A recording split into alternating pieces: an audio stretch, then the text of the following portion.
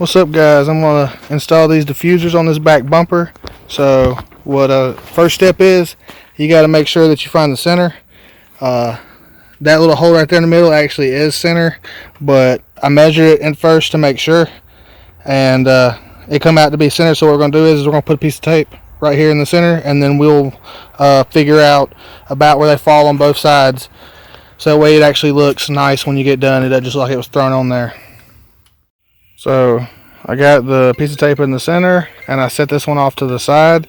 Now what I'm going to do is I'm going to measure the distance in between the tape and where it's actually at, and then I'll measure the same on the other side and actually put the one on the other side, and that way you'll be able to see it.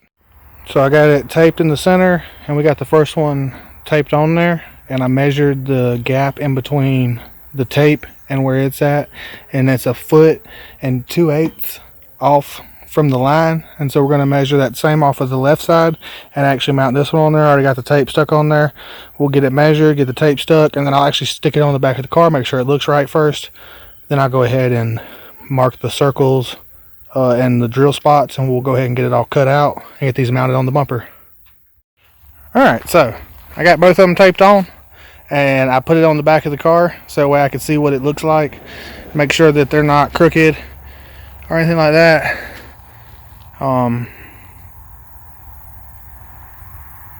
then we're gonna go with that. I believe, I think the right one may be slightly crooked, but yeah, it's rough doing it by yourself. It's nice when you actually have help. I had to keep changing it, and that's how I have those 2 red spots now on the bumper, because the tape pulled it was blue. It was a blue back bumper, and I primed it. I sanded it and primed it. Apparently it was red under the blue, and so when I pulled the tape off, because you can see the blue, it's red under the blue, and yeah, apparently the blue's been turning loose in a lot of places, and so I'm gonna have to probably sandblast this bumper and get this blue off of it, because the red is actually attached and the blue is not. So the blue's coming off when the gray's on top of the blue, so it's just gonna keep coming off. But I'm gonna fix that as it goes. But let's get these on here. We'll get these cut out. I got a drill and I got a Sharpie, and we're gonna go to work. We're gonna get these mounted. All right, so I took a Sharpie and I traced them, marked all the bolt holes, and I'm gonna drill the bolt holes and cut out the circles bigger than the Sharpie marks, because the Sharpie marks are actually inside the circle. So I had to go a little bit past that, so that way you won't be able to see them. But once I get those cut out, we actually be able to get the plates mounted to the bumper, and I will show you the process as we go along through the actual cutting the holes and all that, and I drill them and all that. But so far that's what I've gotten done to it. We'll get these on here, and that'll help with stopping the back bumper from catching arrows, and help us go a little bit that much faster. Alright, so I got the holes drilled in it. Now I'm about to use this little Milwaukee. Zing, zing, zing, zing. We're going to cut the holes, and then I have a little Dremel we're going to use to make it pretty if needed be. So that is where we are at right now. All the holes have been drilled.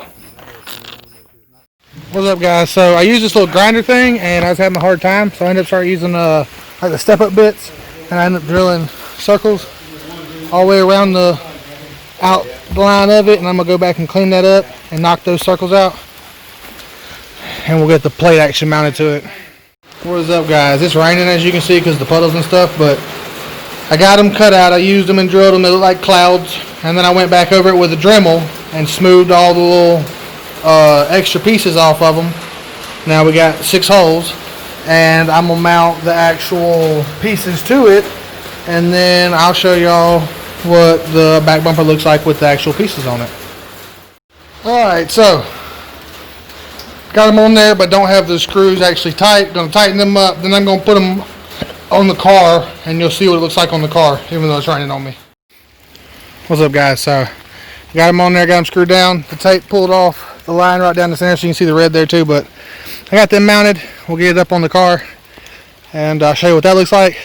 But if y'all want to laugh a little bit, and since it's been raining real hard, apparently we got a we got a car parked down here in the bottom of the yard, but it's rained so hard that all the water has done washed down and filled up down there, and so it thinks it's a boat right now. But yeah, I thought y'all might think that was a little bit funny.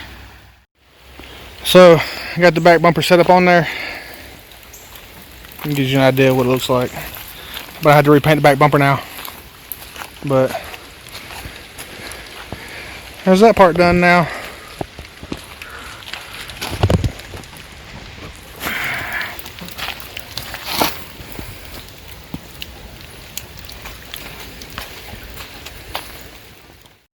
And what's up, guys? That's all I'm gonna get done for the day. It's raining on me. It's getting dark. I didn't get a chance to actually work up underneath the hood any today, but I did get the diffuser on the back. If you like what you saw, don't forget to like and subscribe. It won't be much longer, and we'll be getting this thing done. I should be having the intake back from the machine shop here this next coming week. We'll throw that on there, and hopefully be firing it up.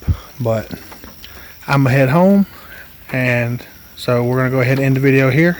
Y'all have a good night.